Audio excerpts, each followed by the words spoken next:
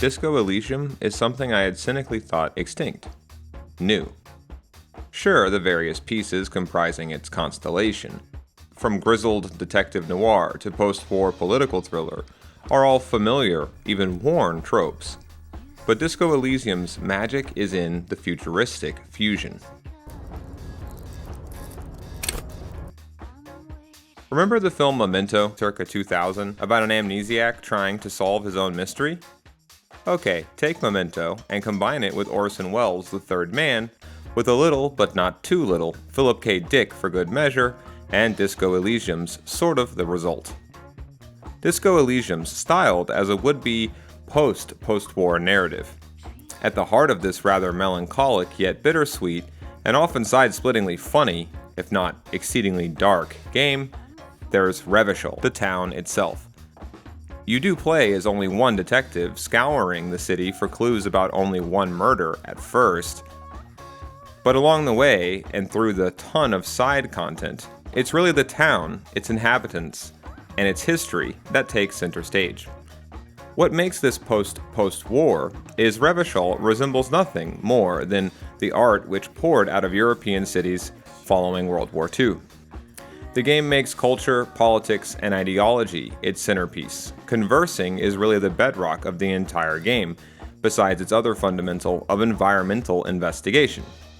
You're constantly subjected to skill checks and tests, which blur the line between combat and story. In a sense, this forms a unifying conceit.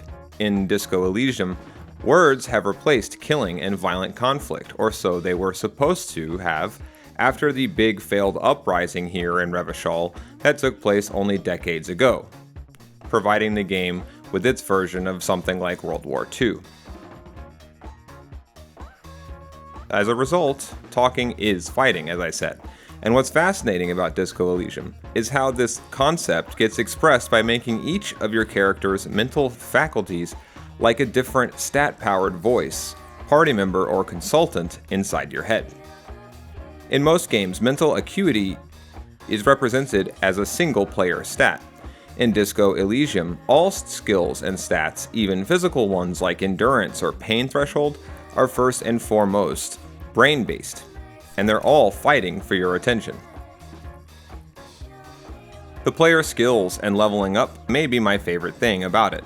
Improving a single faculty too much can actually make it a double-edged sword. Overly logical player characters, for example, can become so arrogant that they fail to see reality as clearly as they think. Another very unique and excellent design aspect is the writing, and specifically the game writing, what choices are offered and how they deceive you. Disco Elysium is very self-aware, often the core process of hunting for the quote-unquote right or good answer, so familiar from other adventure games and RPGs, in this game get turned upside down. You may inadvertently answer something in a way, for example, as I did, that earns you fascist points. You may assume that like most games, all questions in Disco Elysium are okay to ask, that they're innocent, that they won't really impact or intrude upon the game world, except for how you think that you'll want or let them. The beauty is you're wrong. Many dialogue options in the game hilariously bait you into saying or doing some pretty terrible things. The cool thing is this is just exactly like the central conceit of the entire game. The amnesia, as it so often is in video game stories, is simply a way of dealing with the schizophrenic duality that's inherent to the very concept of having a player character. Ever feel the hilarious ludonarrative dissonance of starting a new game, where you're supposed to be this huge badass, yet the way you act at first as a newbie to the game makes this badass just seem brain damaged and insane? Disco went ahead and built its entire game around this disjunct, making the bug a feature. For my version of the protagonist, instead of stuffing down hard drugs and booze like a dirty nihilist, I tried to straighten myself up and fly right. I mean, when you wake up from a bender so bad that you've lost both your name and one of your shoes, only to learn you're supposed to be a cop whose only purpose being here is to solve a brutal murder. I don't know about you, but for my money, it's time to call it a day on the whole partying and disco thing. So that's what I did, or at least attempted to do. I went around with my lovable nerd buddy cop partner, not Sony's Ken Kutaragi, no, of course not. As I not only took notes and followed leads about my case, but about my own recent ugly, drunken, and drugged misdeeds as well. Piecing together both simultaneously made for a very dynamic and compelling mix of gameplay and storytelling. Like a model member of AA, I tried to drag all my sins out to wither under the cold and purifying light of day. Yet the more I uncovered about my in-game self, the more it hit me. First of all, this game is batshit.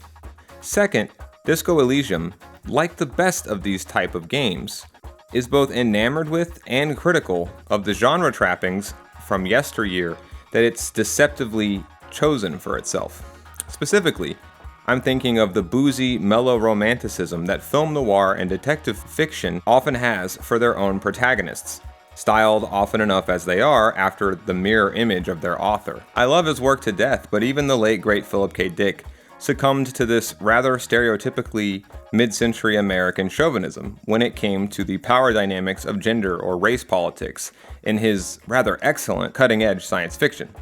Women in post-war urban crime thrillers typically were given 3 outfits to wear: simpleton victim/wife, woman with a tragic fate, or sexually empowered and therefore cold, immoral, untrustworthy, for lack of a more honest word, bitch.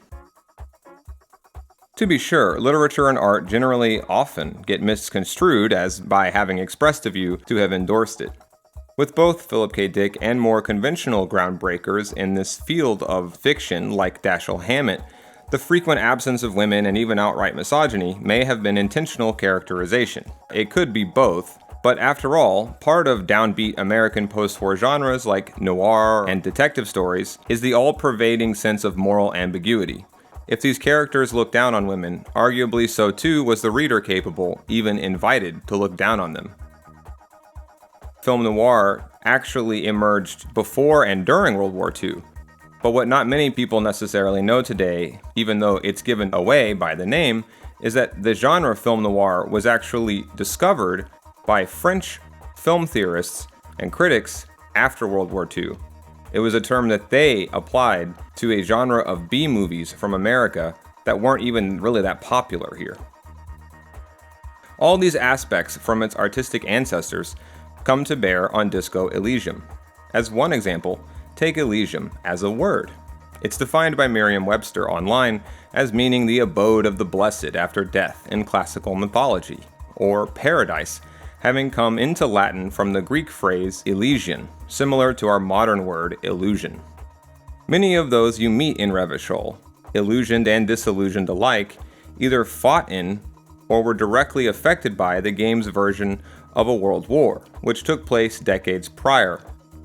It is this war, and the legacy still so visible within the city's foggy facade, that made these people into heroes and villains, with this, the Revachol, that came into being since, serving as their fields of Elysium, their honored final resting place, their last grand illusion. The same disaffected, world-weary intoxication visible in the mind and writings of veteran detective fiction originators like Dashiell Hammett, or in movies like Double Indemnity, reflected the ultimate come-down that was actually living through the Great Depression into the Second World War and seeing it all forgotten to be bulldozed over by an age of heaven-like and heaven-long consumption and short memories. In a way, this is how the systems fit with Disco Elysium's story and themes. Much like one of your stats once it gets too big, in the world of the game, it is modern economics that has grown too big, gone too far. And now we see firsthand as we search for the truth in what bills itself as a detective RPG. Every huckster and utopian and drunk in the city has their own version of an extreme, probably self-defeating solution. Nothing like real life, and especially nothing like the discourse online, I assure you. The wider question that Disco Elysium, as a detective RPG, poses is what happens once a quote-unquote revolution ends. The way you enter your protagonist's head with no memory of what came before. Isn't it a bit like the French Revolution and its infamous, or famous depending on in whose mouth, rechristening of a certain year as Year Zero? Set in something resembling France, Elysium questions if this, the true objective of all revolutions, is possible. A complete whiteout of the past. As much as I tried to fix my broken character, both inside and out, there was only so much surgery that could be done on a headless chicken, so to speak. I did manage to clean up his face though, as well as straightening up his room. I even had some laughs with Kim. But there was still no escape from the consequences of past actions that I wasn't even around yet to do anything to prevent. That's life, I guess, and history. But, and this says it all about Disco Elysium, I did unlock the thought or character class-like feature of Mr. Sorry Cop. Now at least, when I'd hear about whatever horrible thing I'd done recently, I could, unlike characters in many a film noir, offer my pathetic apology.